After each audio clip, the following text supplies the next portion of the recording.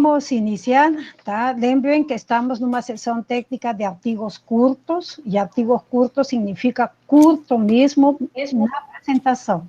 Então, são exatamente 7 minutos e eu vou controlar para poder ter um tempo de debate, tá? Convido o grupo de Dani Aronson, Marcos dos Santos e Carlos Francisco Gomes, por favor, já podem ir colocando sua apresentação. O trabalho dele titula-se Identificação de Regiões Críticas para Orientação de Políticas Públicas no Combate ao Covid-19. Apoio à decisão por meio da inteligência artificial e do método multicritério TOR2.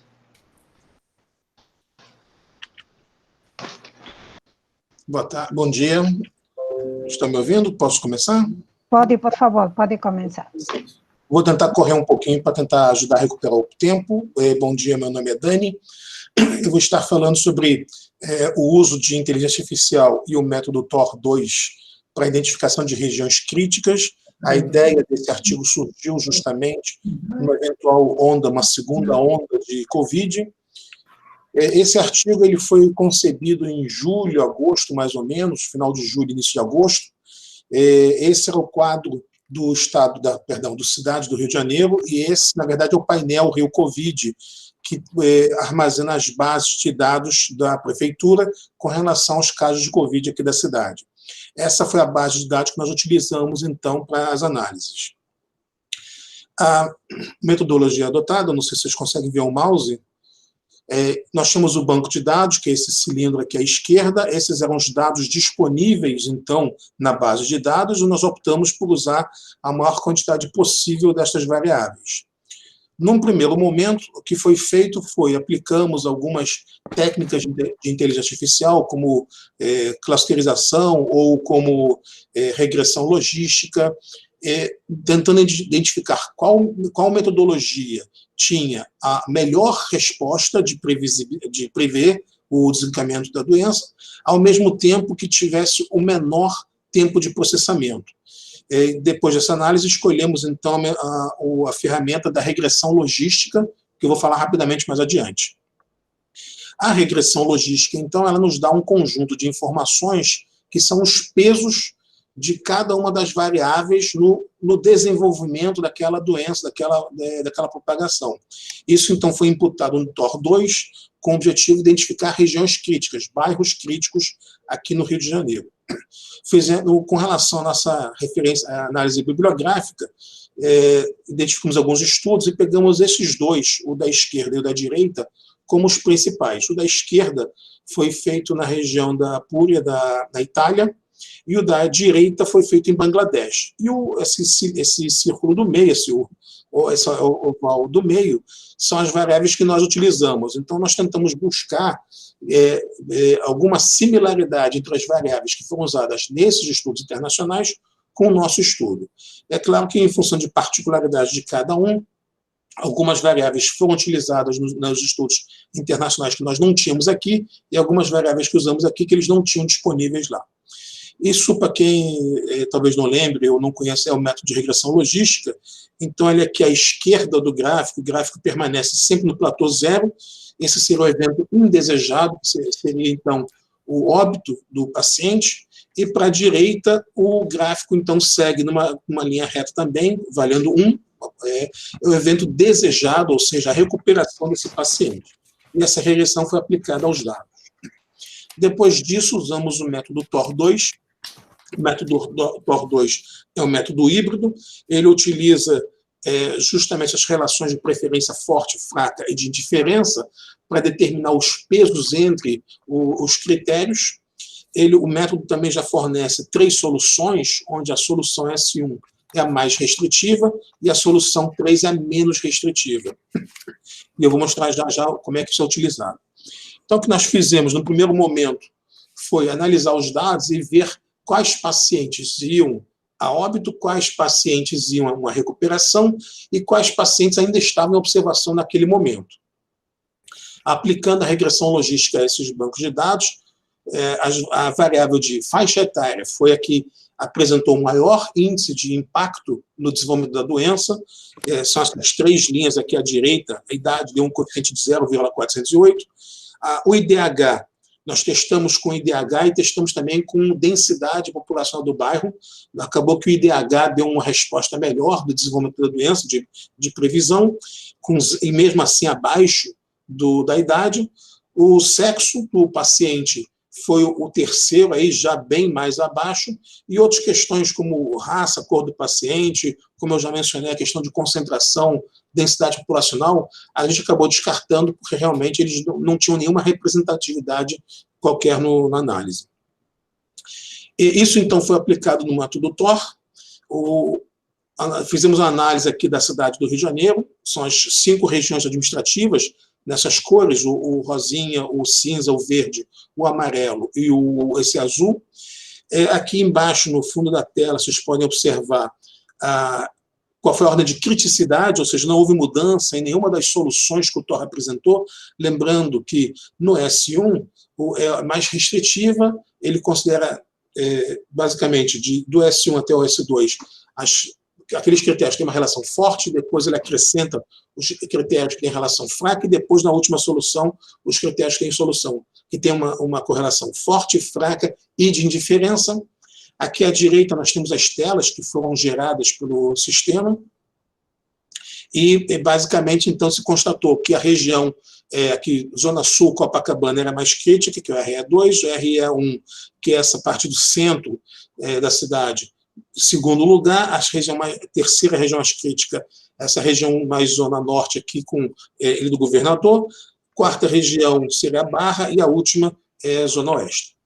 O que eu tinha para falar era isso, agradecer essa oportunidade de estar aqui apresentando nesse congresso, agradecer a oportunidade de ouvir da atenção de vocês, e deixo aqui meu e-mail de contato. Imagino também que os professores Marcos e o professor Carlos Simões vocês já conheçam e têm os contatos dele. Agradecer também a eles pela oportunidade de estar aqui, e era isso. Obrigado. Muito obrigada, Dani, principalmente por respeitar o horário e ajudar-nos. Tá? Obrigada. Convido a Edilvando para colocar sua apresentação. Enquanto ele coloca, vocês podem observar que os 4 primeiros trabalhos são bem da área de multicritério, mas com aplicações na temática que foi estabelecido para o nosso congresso. Então, Edilvando, pode iniciar, por favor? Sim, vocês estão me ouvindo? Sim, sim, estamos ouvindo. Sim, eu não sei se a apresentação já está aparecendo. Vai aparecer daqui a pouquinho. Bom, enquanto não aparece, eu já botei para compartilhar aqui, eu já gostaria de agradecer a oportunidade, né, da organização do evento por estar aqui. Bom, então, meu nome é Edilvando, eu sou aluno do programa de pós-graduação em Engenharia de Produção da Universidade Federal Fluminense, e dentro desse ambiente nós escrevemos esse artigo, a aplicação do método Prometeu-SAPE-VM1, combinado à análise fatorial para o ranqueamento de países da OCDE em função da qualidade de vida. É um trabalho meu em parceria com o professor Marcos Santos e o professor Carlos Simões também. Bom, a gênese desse trabalho vem da minha dissertação de mestrado, né, e aplicado ao método Prometeu. Então, eu tratei da qualidade de vida, que, né, como o Januzzi indica, é um conceito complexo e que precisa ser operacionalizado para que seja quantificado utilizando indicadores sociais. Né, esses indicadores, eles basicamente, quando se tem mensuração de qualidade de vida, eles se alinham a alguma dessas dimensões, a econômica, né, o meio ambiente e a relação do indivíduo com a sua comunidade. Então, lembra muito a questão do triple bottom line, então isso que é levado em consideração quando a gente vai mensurar a qualidade de vida. E a contextualização do trabalho, o pano de fundo dele, advém da iniciativa da OCDE, né, que ela mantém uma iniciativa chamada Better Life Initiative, que é uma iniciativa que ela mapeia a qualidade de vida para 35 países membros da OCDE e outros países não membros, dentre eles o Brasil, a África do Sul e alguns outros países não membros da OCDE. Ela mantém esses dados num portal onde os usuários eles ponderam livremente cada uma dessas 11 dimensões de qualidade de vida, que são compósitos de 24 variáveis. Então, você tem uma questão que a gente objetivou, que seria a redução da dimensão do Better Life Index por meio da análise fatorial e o ranqueamento dos países por meio do método Prometer-Sapelo. Porque da forma que a OCDE apresenta, você tem uma visão altamente subjetiva, né, já até falamos isso na palestra anterior, de forma que o tomador de decisão ele fica um tanto que em dificuldade, porque cada usuário pondera da forma que ele achar que deve ponderar, é uma ponderação dinâmica. No nosso caso, a gente usou a técnica de análise multivariada para reduzir as variáveis e utilizar isso como entrada do método Prometer. Isso vem por conta do referencial teórico trazido nesse artigo do Liu, de 2015, que ele apresenta algumas categorias de problemas nas modelagens de multicritério. E dentre eles, um dos problemas apresentados é o grande número de critérios. Então, imagine que a gente está ranqueando países, né, usando o método Prometer, né, e Prometer-Sapelo, que é uma evolução desse método, mas ao ranquear países, nós temos o problema de que eram 24 variáveis e o número de critérios seriam cada uma dessas variáveis apresentadas e as alternativas seriam cada um desses países. Então, é um número grande de critérios. Então, a técnica aqui aplicada de usar a análise multivariada e análise fatorial como um pré-processamento, ela está descrita na nossa metodologia aqui, que consiste na padronização e análise de correlação, para ver se era aplicável a análise multivariada àquele conjunto de dados. Então, a gente viu que sim, era aplicado, né, fizemos todos os testes de correlação, o teste do KMO, né, teste de Bartlett, dentre outros. A aplicação do modelo de análise fatorial, fazendo uma rotação Varimax, de forma que nós conseguíssemos ter ali dados adequados a essa análise, o cálculo de fatores, né, considerando um princípio de parcimônia, onde os nossos fatores eles explicam 70% da variabilidade do meu conjunto de dados. A gente tem uma perda de informação por conta disso, mas essa perda de informação ela é controlada e ela não muda o ranqueamento dos países. Então, eu consigo sair de um set de 24 variáveis para 3 variáveis e ainda assim ter satisfatoriamente os objetivos alcançados, que é o ranqueamento dos países. E, por fim, a gente aplica, né, usando esse input desses fatores que a gente encontra no método Prometer-Sapelo M1. Bom, os fatores encontrados, eles são aqui descritos em função do percentual de variância explicada de cada um deles, e eles foram usados com um loading do fator acima de 0,7, o que é indicado na literatura como autores como o Hare, por exemplo. Então, esses fatores a gente nominou, primeiro, como fatores pessoais de desenvolvimento e apoio. Esses fatores foram nomeados pelos pesquisadores em função das variáveis que se ligavam a essa temática. Depois, a gente tem um fator de equilíbrio financeiro e um fator de insegurança com o mercado de trabalho, que é bem interessante, que mostra a insegurança que a pessoa tem de perder o emprego, vamos dizer assim, e quanto tempo, dado que ela perdeu esse emprego, ela ficará desempregada. Bom, a metodologia do Prometer-Sapelo, né, ela é uma metodologia híbrida entre o Prometer tradicional e o Sapelo-M, que é uma evolução já do método Sapelo, já proposto pelo professor também Simões, e a modelagem é baseada na estrutura básica do método Prometer. Eu não vou me estender aqui, mas e a questão do método Sapelo, ela entra para que você possa fazer análises quali quantitativas, o que não é normalmente feito somente com o método Prometer. Então, aqui a gente já tem, como eu já falei, a questão dos critérios e a questão das alternativas, e isso que baseou muito o trabalho em si, o fato de terem muitos critérios. As alternativas também foram os 38 países, né, só para ter uma contextualização. Aqui a escala de importância proposta pelo professor no método Sapelo-M, e que também é agregada nessa questão do Prometer.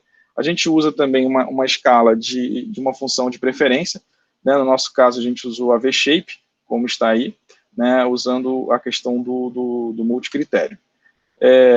Ainda também é imputada uma escala de importância em cada um desses critérios, de forma que isso também sirva para o ranqueamento dos meus objetos, no nosso caso aqui dos nossos países.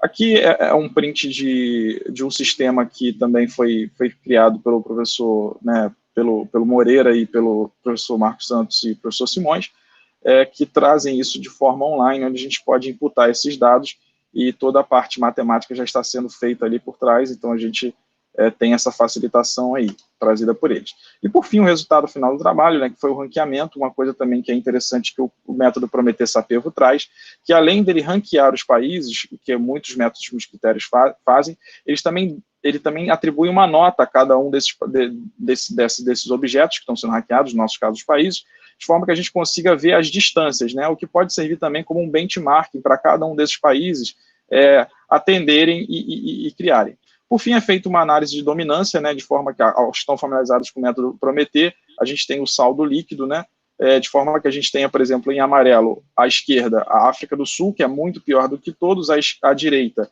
você tem a Dinamarca, que é muito melhor do que todos nos critérios, vamos dizer assim, positivos. E aqui a gente faz o saldo líquido, conseguindo ver, tanto de forma visual, a organização dos países. Gostaria de agradecer a todos. Essa foi a minha apresentação. Acredito que respeitei o tempo também. Isso, muito obrigada. De fato, Edilvando respeitou o tempo. O próximo a apresentar é o grupo de Victor Rosenberg e Reis Mota. Por favor, pode ir colocando sua apresentação. E o título do trabalho é Método Híbrido VICOR-SAPEVO M1, um framework para decisões no mercado imobiliário. Todos estes trabalhos, se vocês percebem, também são os mesmos, alguns são coautores repetidos, porque eu entendo que é do grupo de pesquisa da Universidade Federal Fluminense. Isso mesmo, professor, só um momentinho. Uhum. Vocês já estão vendo? Ainda não.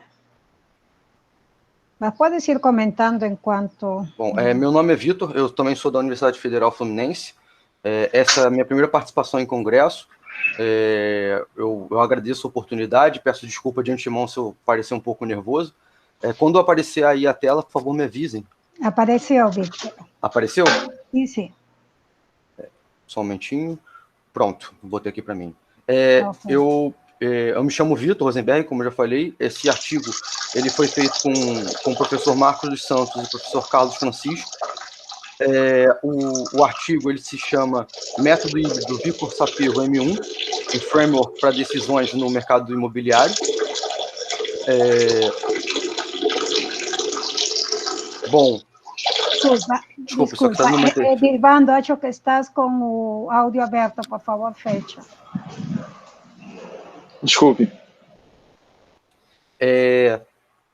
Qual foi o problema do artigo, tá? O problema que nós identificamos. No caso, esse artigo ele vai tratar de uma dificuldade que é comum na escolha de imóveis residenciais para famílias na cidade do Rio de Janeiro. Quando eu falo, não especificamente na cidade do Rio de Janeiro, né, mas para aquisição de quaisquer imóveis, porque são diversas decisões que têm que ser tomadas a respeito da dimensão do imóvel, custos, preço, local, distância para centro comercial, segurança. Isso daí constitui um problema típico de multicritério. E o objetivo, na verdade, da pesquisa foi trazer a solução para aquela família do estudo de caso, mas propor também um framework que ele pudesse ser aplicado para outras pessoas, outras famílias que tivessem a necessidade de tomar a mesma decisão. Olha, eu preciso escolher um imóvel e preciso que ele se adeque às minhas necessidades. Então, nós propusemos uma estrutura que ela foi baseada na aplicação do método híbrido VICOR-SAPEVO. É um método VICOR com umas modificações na aplicação utilizando o método SAPEVO, vou falar um pouquinho mais à frente. E a ideia, depois da aplicação desse caso, nós propusemos essa estrutura que ela poderá ser replicada para ajudar que outros decisores possam também encontrar a melhor alternativa para eles.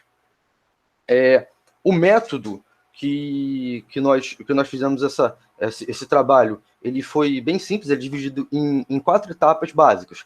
Na primeira etapa, foi dedicado a estudar o problema, fizemos entrevistas, conversamos com o decisor e identificamos quais são os critérios importantes para ele. O segundo método foi a elaboração do método híbrido VICOR junto com o SAPEVO, a estrutura básica do VICOR com algumas alterações no que diz a respeito da avaliação dos critérios qualitativos e dos pesos dos critérios. O terceiro ponto foi o estudo de caso, onde nós aplicamos esse método desenvolvido, e por último, a aplicação a elaboração do framework que foi aplicado.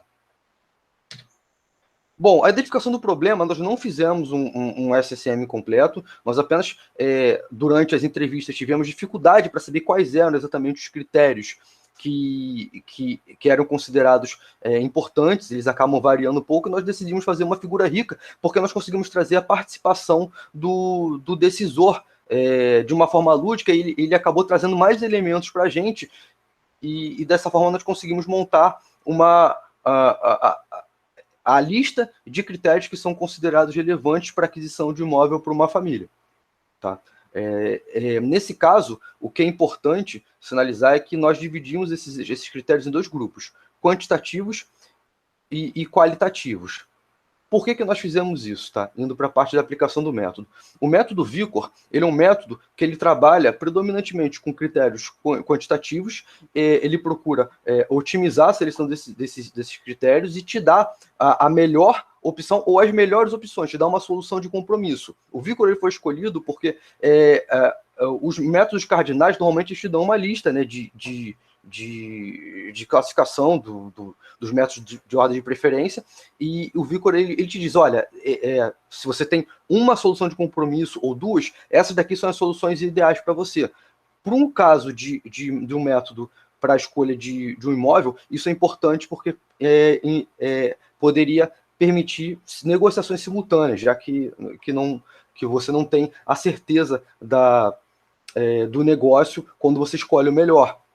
Em relação aos critérios qualitativos, nós usamos o Sapevo, que você tem uma valoração verbal e depois ele te dá um vetor com os valores, e nós propusemos depois, com a aplicação do Sapevo, você tem um problema já estruturado, onde você faz a aplicação do Vicor normalmente. Nós usamos um script em Python para fazer isso, junto com uma planilha de Excel, e nesse caso nós não tivemos, o Vicor, quando ele não tem a condição de estabilidade alcançada, as duas condições de estabilidade alcançadas, ele passa por uma segunda solução.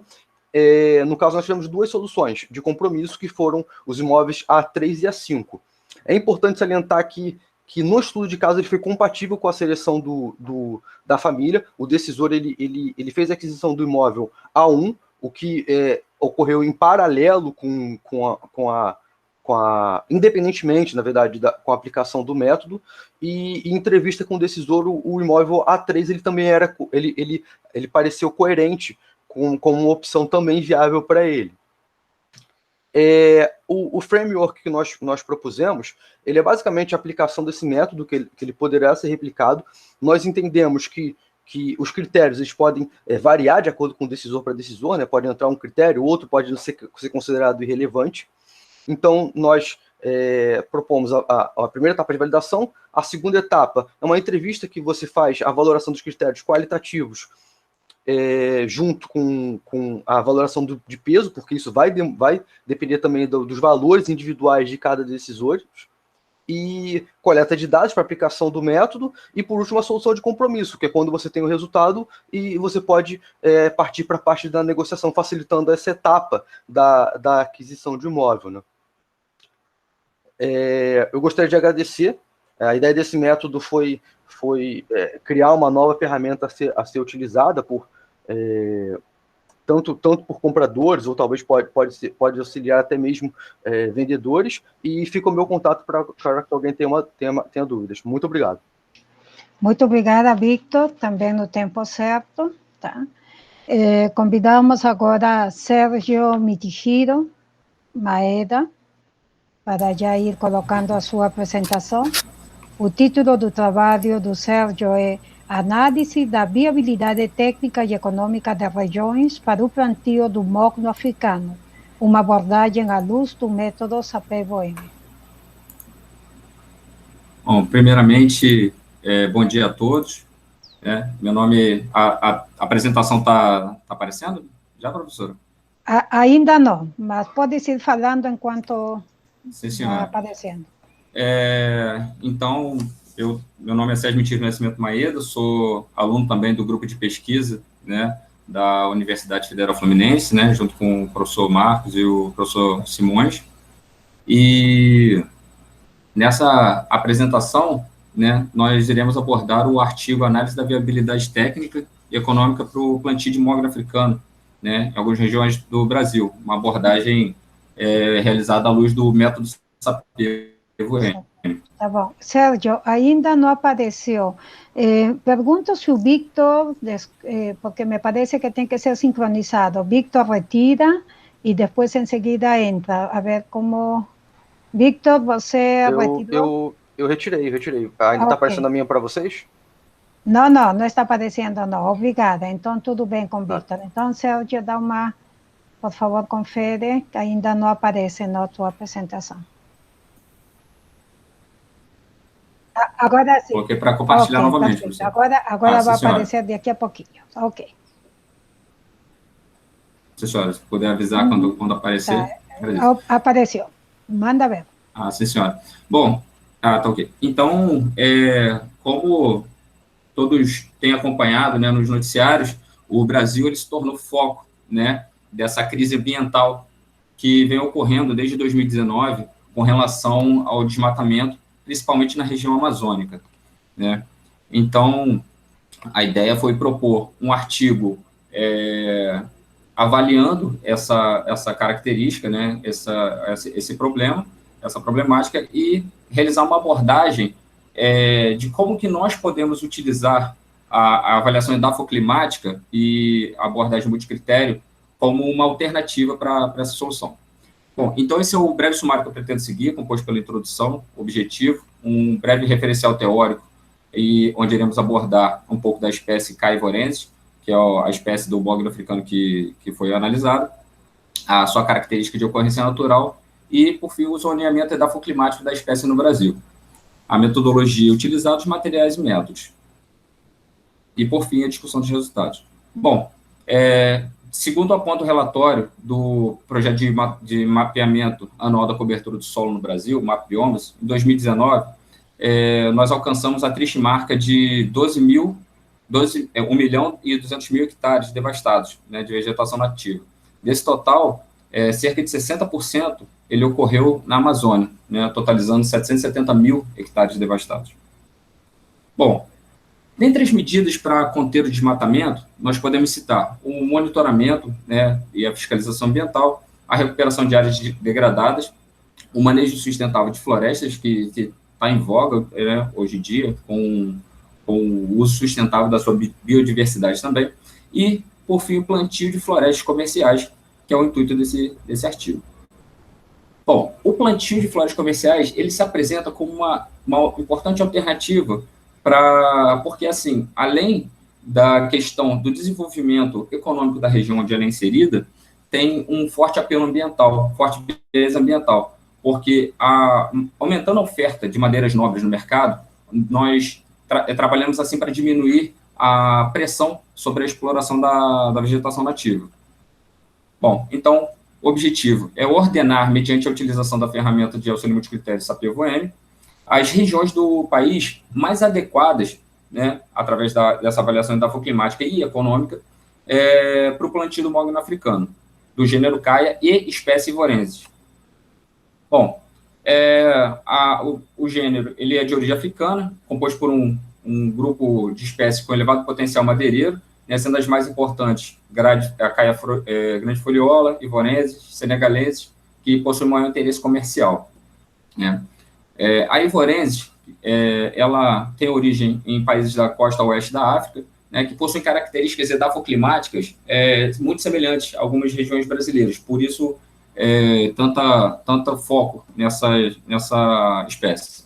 Elas possuem rápido crescimento, alcançando grandes dimensões, uma madeira com elevado potencial, né, elevada cotação no mercado internacional, e no Brasil ela tem apresentado um desenvolvimento muito bom, apresentando uma idade de corte raso, que é o corte final, entre 15 a 20 anos, né, com a produtividade média de 400 metros cúbicos por hectare. Então, por que realizar o zoneamento edafoclimático? Ele é fundamental no balizamento para a tomada de decisões, né? Ele avalia a compatibilidade entre a espécie que vai ser inserida e o ambiente, né, onde será cultivado. E isso, verificando assim, quais as regiões que oferecem a melhor adaptação da espécie. Com isso, claro, você terá um retorno econômico muito melhor também. Essa tabela ela apresenta, em resumo, os dados edafoclimáticos dos principais países africanos que possuem a ocorrência natural da espécie em questão. Né? Então, podemos analisar a precipitação média anual, temperatura média, né, máximas e mínimas, o clima, né, predominante e o tipo de solo. Bom, metodologia.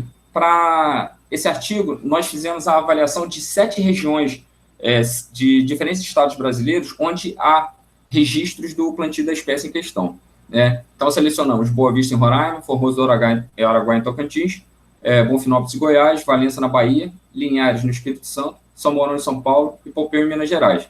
E elas foram avaliadas à luz dos critérios do índice pluviométrico, temperatura média anual, a média do valor total do imóvel, né, para a compra do terreno, que é um investimento, um dos maiores investimentos que tem, e a infraestrutura logística presente na região para o escoamento da produção. Bom, realizamos a entrevista com 3 decisores, né, um agricultor do estado do Mato Grosso, por videoconferência, e os outros 2 do setor agropecuário aqui no Rio de Janeiro, sendo que um é da área de pecuária e o outro agricultor também. Bom, os critérios. Para a temperatura média, nós selecionamos como a temperatura ideal a temperatura média dos países africanos, de 27,5 graus Celsius. A precipitação pluvial, de acordo com artigos publicados pela Embrapa, ela é uma espécie que tem grande aptidão por regiões de solo mais úmido. Então, para esse critério, nós selecionamos as alternativas como as ideais, as que possuem maior índice pluviométrico. E o valor total do imóvel é um critério monotônico de custo, né? Logo, quanto menor, melhor. E a infraestrutura logística como um critério monotônico de lucro, né? Então, quanto mais possibilidades para o escoamento, melhor. Bom, o método utilizado, ele é uma evolução do método Sapevo, e ele estendeu o método a múltiplos decisores. E essa avaliação ela foi feita por meio da plataforma computacional Sapevo Web. Aqui nós temos um resumo das principais características das regiões avaliadas. E aqui um exemplo da avaliação pelo primeiro decisor, né, onde ele faz a comparação paritária dos critérios. Aqui ele fazendo a comparação paritária de cada alternativa à luz de cada critério. E, por fim, obtivemos esse resultado. Esse resultado ele apresenta os pesos e a ordenação das alternativas, segundo o julgamento dos decisores. Podemos observar aqui que os critérios climáticos, eles possuíram maior peso, né? Então, vemos ali temperatura média e pluviosidade média, eles se distanciam muito dos outros 2 critérios avaliados, né? E a ordenação das alternativas, também, as 2 primeiras alternativas têm uma distância relativamente grande das demais. O que nós podemos inferir com isso? Os critérios climáticos são critérios difíceis de serem manobrados pelo decisor, pelo agricultor, no caso, né? O índice pluviométrico pode ser corrigido por uma irrigação, agora a temperatura média não. Então, essa a grande importância desse critério. Se nós observarmos na tabela apresentada, Boa Vista, ela apresenta a temperatura média mais próxima da considerada ideal, né? E o menor valor de terreno por hectare, seguido por Formoso do Araguaia, né? Que tem um dos melhores índices pluviométricos. Uhum. Sérgio, pode ir concluindo, por favor? Sim, senhora. Uhum. Então, concluindo, os critérios mais importantes, pluviosidade e temperatura média, né? O estado de Roraima, o resultado ele corrobora com o que vem acontecendo atualmente, né? Onde o estado de Roraima ele se apresenta como um dos maiores ou o maior produtor da espécie em questão, porque está havendo um grande plantio também em Minas Gerais agora. Bom, era isso que eu tinha para apresentar. Agradeço pela atenção de todos e deixo aqui os meus contatos para qualquer dúvidas ou envie sugestões. Obrigado. Muito obrigada, Sérgio. Tá, o próximo trabalho, que já não é mais multicritério, será apresentado por André Eduardo Silveira Mazarón. Os impactos da pandemia na ótica de agências de viagens no município de Franca. Na verdade, é todo um grupo de pesquisa de um centro... bom, ele nos vai contar de que se trata. Eu anotei aqui e esqueci. Bom dia a todos, estão me ouvindo? Apareceu aí para vocês também? Vai aparecer já. Pode ir começando, André. Perfeito, então, pessoal, Apareceu. Bom dia a todos. Meu nome é André, sou mestrando do Centro Universitário de Franca, fiz esse trabalho juntamente com a minha orientadora, Bárbara Fadel, e em parceria também com a professora doutora Marinês, também docente lá da universidade. Esse trabalho a gente vai abordar os impactos da pandemia na ótica de agências de viagens no município de Franca. O principal objetivo foi compreender o turismo como um sistema, né, por conta da temática do nosso congresso, e compreender quais serão as expectativas dessa retomada do turismo pós-pandemia, né, que o turismo foi uma das áreas também, um dos setores que foi bastante afetado por questão desse atual cenário que nós estamos. Para a gente entender, então, essa relação de sistema e turismo, um dos autores que, inclusive, ele elaborou um sistema de turismo chamado Sistur, que é o que me embasa nesse trabalho, ele diz que turismo é um elaborado e complexo processo de decisão sobre o que visitar, onde e a que preço. E eu faço, inclusive, uma relação com esse outro autor, o Barros, que diz, né, quando bem planejado, é gerador de empregos e riquezas. Vou focar nessa parte, né, quando a gente fala, então, de turismo, vários setores são envolvidos, né? A questão dos hotéis, as transportadoras, bares e restaurantes, guias de turismo, agências de viagens, seguradoras, entre outros N setores que fazem parte dessa cadeia do turismo, né? Dessa rede do turismo. Com relação, então, ao sistema de turismo que Beni fala, ele define o sistema como um conjunto de partes que interagem de modo a atingir um determinado fim. E aí eu faço, inclusive, uma relação com essa autora, a Helena Costa. Ela pontua que o primeiro elemento a ser levado em consideração nesse sistema é o próprio turista. Então, fazendo relações de acordo com essas definições sobre sistema e turismo, o turista sendo esse primeiro elemento nesse sistema, através desse turista, dos anseios, dos objetivos, das motivações desse turista, a gente consegue fazer uma relação entre os diferentes propósitos, né, os diferentes setores e segmentos que englobam aí a cadeia do turismo. E aí tem aqui essa imagem, né, que Beni cria, e ele aborda essa questão do sistema e o turismo. Então, ele cria aqui as relações ambientais, né, então, dentro de uma comunidade, né, dentro de uma cidade, dentro de um destino, o que a parte ambiental, o que a parte social, a parte econômica, a parte cultural contribui para o turismo e o que o turismo contribui para essa comunidade. Ele fala que isso também tem que ter uma relação com a superestrutura. Ele considera superestrutura todas as ações, todos os planejamentos, políticas públicas, vindo tanto de governo quanto de entidades privadas para fomento do turismo. E também é necessário uma questão de infraestrutura, saneamento básico, vias de acesso, hospitais, uma estrutura para receber, para tanto receber esses turistas, como, consequentemente, valorizar a comunidade, né, local que vive ali. E, claro, fazendo, então, essa relação com o turista, né, a oferta e a demanda, né, a criação do produto final, juntamente com, fazendo essa relação com o turista. Seguindo, então, aqui, né, o impacto da pandemia, todo mundo, já vamos dizer assim, nós estamos já cansados de saber que precisamos de isolamento social, e por conta desse isolamento social, e lá no início, onde muitos locais tivemos o lockdown, houve, então, a ruptura aí do deslocamento de pessoas, né, então, consequentemente, todos esses prestadores de serviços foram afetados, né, transportadoras, guias de turismo, seguradoras, hotéis, o comércio local, então, consequentemente, o turismo ele foi muito afetado por conta da pandemia. Eu coloco aqui um gráfico falando que, em comparação com o PIB do ano passado, o prejuízo que o nosso país teve chega a 116 bilhões de reais. E a perspectiva de retorno, né, para que a gente consiga se igualar ao PIB de 2019, somente em 2023, dezembro de 2023. Isso quer dizer que vamos demorar em torno, então, de 3 anos para que a gente consiga igualar ao PIB de 2019 no segmento do turismo. Metodologia para esse trabalho, né? Nós abordamos aí a metodologia foi uma pesquisa, né? Exploratória, através de uma coleta de dados via formulário online com 3 agências de viagens do município de Franca. E essas agências, elas são focadas em viagens de lazer, e tanto pacotes individuais quanto pacotes em grupo, né, as chamadas excursões. E perguntamos o seguinte: antes de março, quando declarada a pandemia, quantas viagens sua agência costumava fazer por mês? Entre março e setembro, quantas viagens a sua agência fez? Em uma excursão, quais os prestadores de serviços vocês costumavam contratar e quais as suas estratégias visando a retomada das atividades, que esse é o objetivo do nosso trabalho.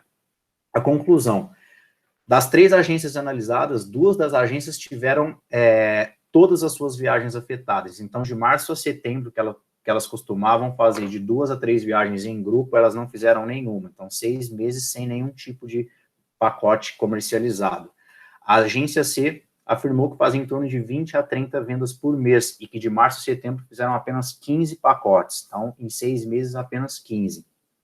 E, consequentemente, voltando naquela visão sistêmica, todos os seus colaboradores, os seus prestadores de serviços também foram afetados, como guias de turismo, os hotéis, as transportadoras, as seguradoras.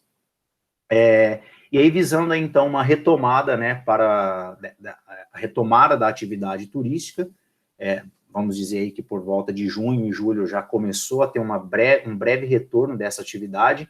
As agências, elas vão apostar no turismo regional, visando onde as famílias, né, as pessoas, os turistas que querem viajar, eles vão ficar menos tempo em um ambiente fechado, né, em um transporte, por exemplo, e podem viajar, inclusive, com seus próprios veículos. Então, o turismo regional facilita isso, e, consequentemente, no turismo regional, também há um menor fluxo de pessoas. Essas agências também destacaram que vão optar por destinos que já têm algum tipo de protocolo de segurança e higienização, trazendo maior segurança, então, para os seus turistas, e também vão adotar destinos com preços mais acessíveis, levando em consideração que a economia foi afetada, né, para todos. Então, apostar em destinos com valores mais acessíveis é uma possibilidade. Está aqui o nosso referencial, e eu finalizo aí. Muito obrigado aí pela participação.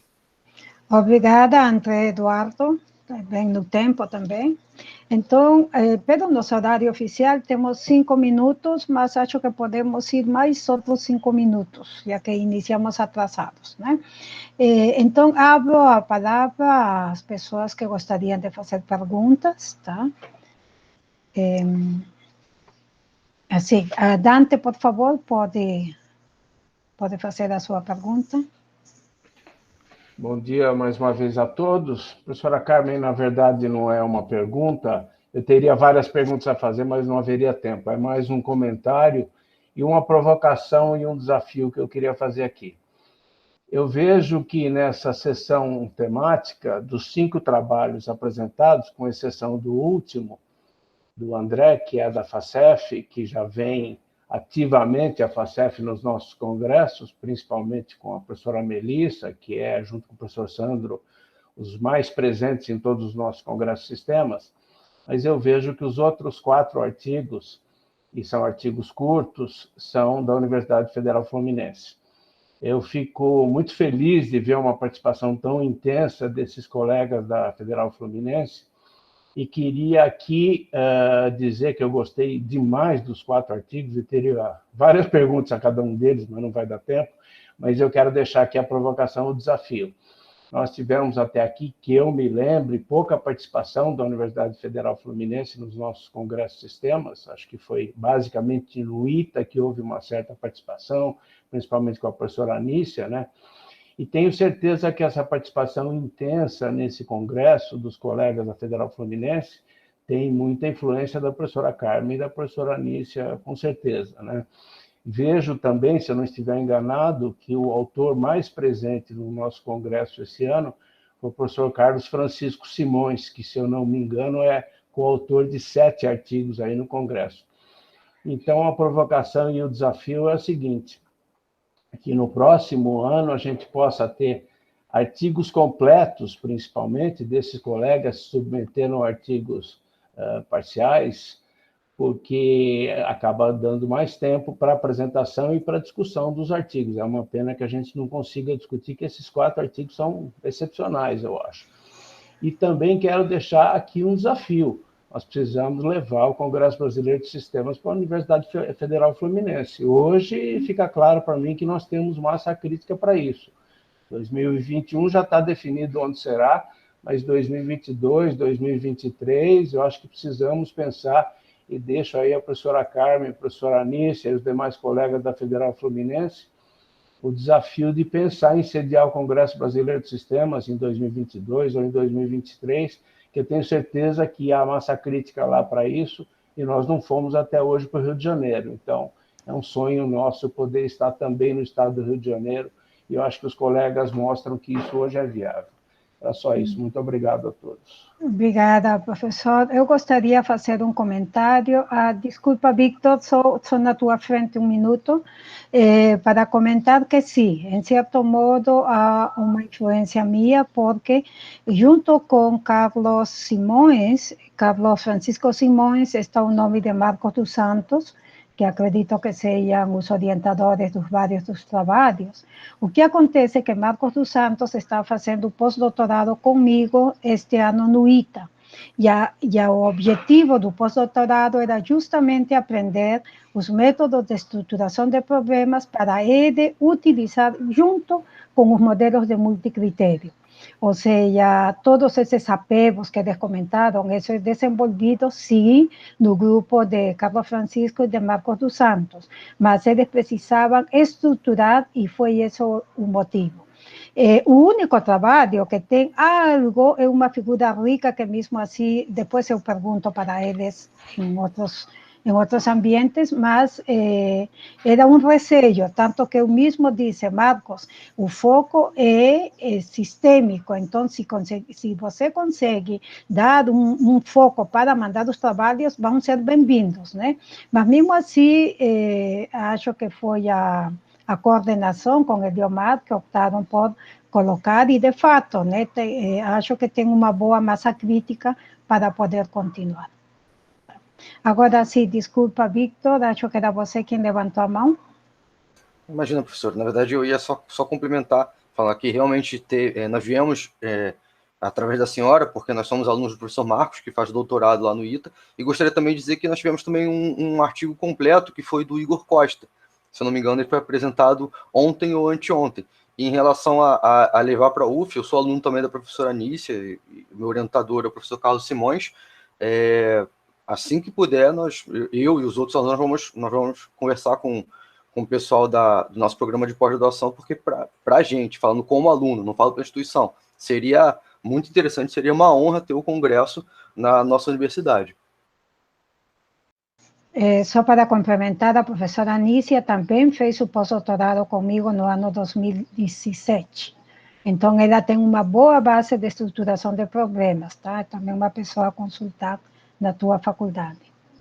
Muito bem, mais alguma outra pergunta? Algum comentário? Alejandro, quase que pensei que você ia perguntar. Só levantou a mão para coçar a cabeça, né, Alejandro?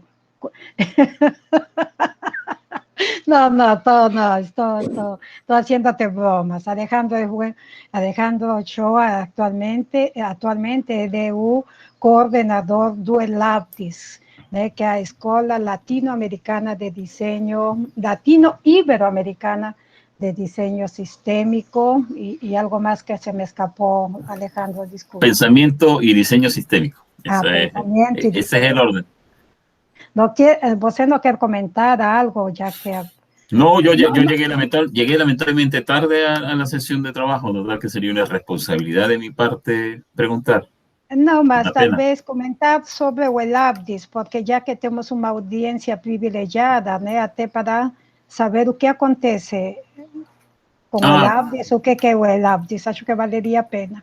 Ya, bueno, la Escuela Latinoamericana de Pensamiento y Diseño Sistémico tiene ya alrededor de 15 años. Tenemos sesiones anuales en las que se tocan tópicos generalmente asociados a un proyecto de investigación en la casa que sirva de sede. Es una escuela que es itinerante. Este año fuimos a México y estuvimos con la Academia Interamericana de los Derechos Humanos, y el año pasado lamentablemente no pudimos hacerla, hubo problemas de coordinación y tiempos, y básicamente lo que hemos hecho es estar acompañando proyectos de personas. Vale mencionar que se ha estado trabajando el proyecto de educación. En Brasil estuvimos con el proyecto de planificación urbana, allá en el ITA, precisamente, y en Argentina también hemos estado en una oportunidad. En Chile hemos estado 3 veces, en Venezuela 2, en Perú 2 veces. Es decir, hemos estado rodando por prácticamente América Latina, y ahora estamos empujando, aprovechando precisamente nosotros cuando estuvimos en el 2019, no, perdón, en el 2018 en Puerto Montt hicimos la primera transmisión en línea, pero estábamos todos comenzando, no teníamos toda esta disponibilidad que hay ahora, pero básicamente estamos muy contentos de poder estar acompañando y además aprendiendo lo que el Congreso Brasileño de Sistemas tiene que enseñarnos. Conseguimos varios temas de interés y de vinculación cercana, que agradezco a Carmen, a Dante y a Eliomar por habernos permitido el ACDIS, que hemos estado por allí acompañando. Veo que está también Leonardo Lavanderos, que también es profesor investigador en el área de sistemas cibernética, básicamente, acá en Chile. Y bueno, básicamente es un grupo de trabajo en el que nosotros tratamos de, si hay una escuela que quiere presentar su proyecto, generalmente lo que se pone a disposición es esa batería de pensadores en el área de sistemas para tocar y entender y debatir el proyecto. Por eso se llama escuela, en realidad. Más recientemente hemos estado trabajando lo que es la vinculación entre el pensamiento de Humberto Maturana, el pensamiento sistémico que se da en América Latina, del cual seguramente, pues bueno, ya Dante, Sandro, que nos acompañan, y Carmen también, que han sido personas que nos han acompañado en el ACDIS, pues, podrán dar cuenta de esto. Estamos empujando ahora para lo que sería una red latinoamericana de universidades transformadoras, que es un proyecto que estamos acariciando con Alfonso Reyes, quien es también miembro del ACDIS y es rector de la Universidad de Ibagué en Colombia. Eso creo yo que puedo decir.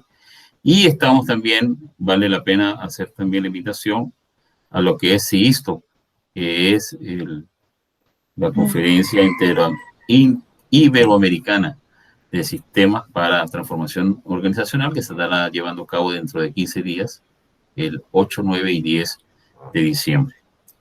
Creo que, bueno, con eso estoy presentada y aprovecho. Y gracias, Carmen, por ese equívoco, porque no iba a hacer preguntas, yo estaba en otra cosa. Estaba levantando la mano, creo que era para arreglarte el cabello, ¿no? Entonces... No, ni siquiera cabello, porque tengo poco, ¿eh? Muito bem. Bom, obrigado. Sim, ok. Não vejo mais pessoas que queiram comentar, sim, mais uma vez, Dante, pois não? Rapidinho, Carmen, só para complementar o que o Alejandro falou, eu diria que o ELAPTIS nasceu, acho que no mesmo ano que o Congresso Brasileiro de Sistemas. Se não foi um ano de diferença, começamos no mesmo período.